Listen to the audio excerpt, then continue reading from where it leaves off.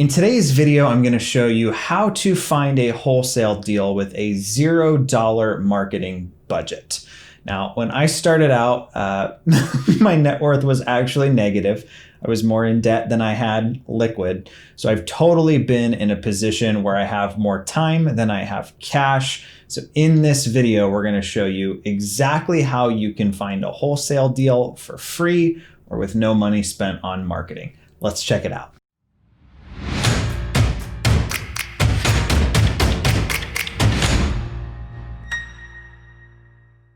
The first and most important thing you want to do if you're trying to find a wholesale deal with a $0 marketing budget is let everyone know in your circle that you're on the hunt for a deal. Now I'm talking Facebook, Instagram, email, hitting up contacts in your phone. I'm aware this can be kind of intimidating or scary to kind of like put yourself out there, right? It's kind of like starting a new business or side hustle and wanting to keep it on the hush hush in case it doesn't quite work out, but that attitude will cost you deals. When I was first starting out in my real estate investing career, it came up with one of my coworkers, this is something I'm doing. And he was like, man, I wish you would have told me that. We inherited my grandpa's house and literally sold it to like the We Buy Ugly Houses guys for pennies on the dollar. I mean, I would have rather it had gone to you, right? So had I spoken up sooner or put that out there more, that right there would have been a freebie. When I first moved to Indianapolis and decided to go full-time as a real estate investor, the deal that actually allowed me to do that was my wife's grandparents' triplex. I've got a video above that you can watch detailing the ins and outs of how we wholesaled that property. But that's another one of those just freebie network deals that kind of fell into my lap.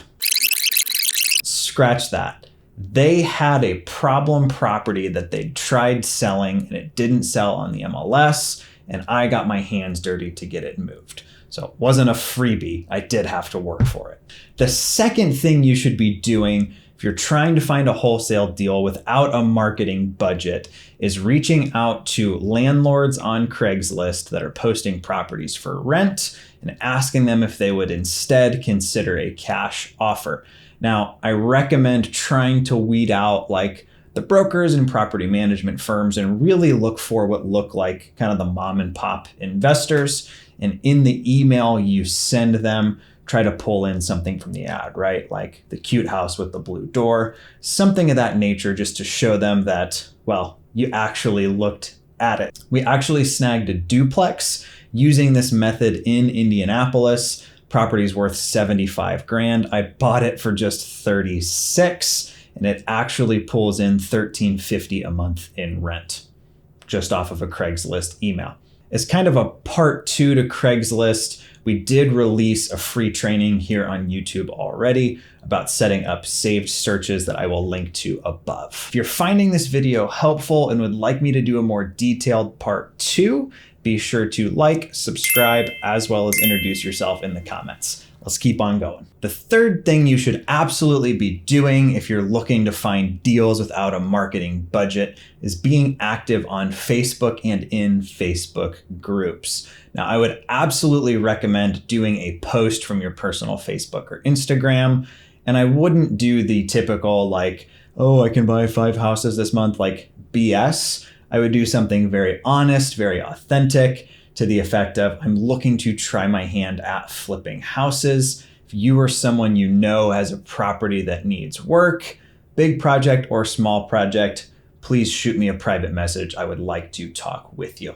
That authenticity and honesty that this is something new that you're trying is going to get you a lot further than the like, oh, I pay a $500 finder's fee to anybody who brings me a deal approach that a lot of investors are trying. As kind of like a part two to Facebook, do you want to chat just briefly about Facebook groups? There are closed communities, buy, sell, trade, those kinds of places where people tend to post properties that could make a good wholesale deal. Now, the key to this is being fast. So when somebody throws up a, hey, we're looking to sell this property, you want to be like the first one there. typically the properties that are going to be sold at kind of discounted investor pricing don't last long. But again, definitely something you can do for free. The fourth thing you should be doing to find off-market deals without a marketing budget is trolling garage sales. So make sure you're in those buy, sell, and trade groups, and make sure that if you drive past a garage sale that you're stopping and talking with people. A buddy of mine has built his entire rental portfolio just by walking up on random garage sales. Typically, the only time somebody is going to do a garage sale is if they've inherited a property and it's like an estate situation and they're selling all of the old antiques and things like that, or if they're trying to declutter prior to a move, in my experience. I've personally never hosted a garage sale that wasn't directly tied to a move or something of that nature. So they're not all going to be sellers, but a lot of them definitely are. The fifth way you should be looking for free opportunities is looking for less savvy sellers, less savvy property owners, and potentially where they hang out. So a really good way to do this is like subscribing to your local newspaper and looking at the classifieds.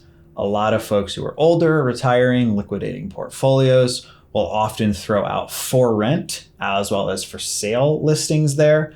You could even try like the little cheapy, freebie grabs at like the gas station type newspapers. It doesn't necessarily have to be something you're paying for. The last strategy that I want to highlight is what is known as driving for dollars, or as a buddy of mine just called it, walking for dollars. So anytime you're out in your car on a walk or jog, maybe with like, significant other or pet, just take note of properties that appear to be in severe disrepair.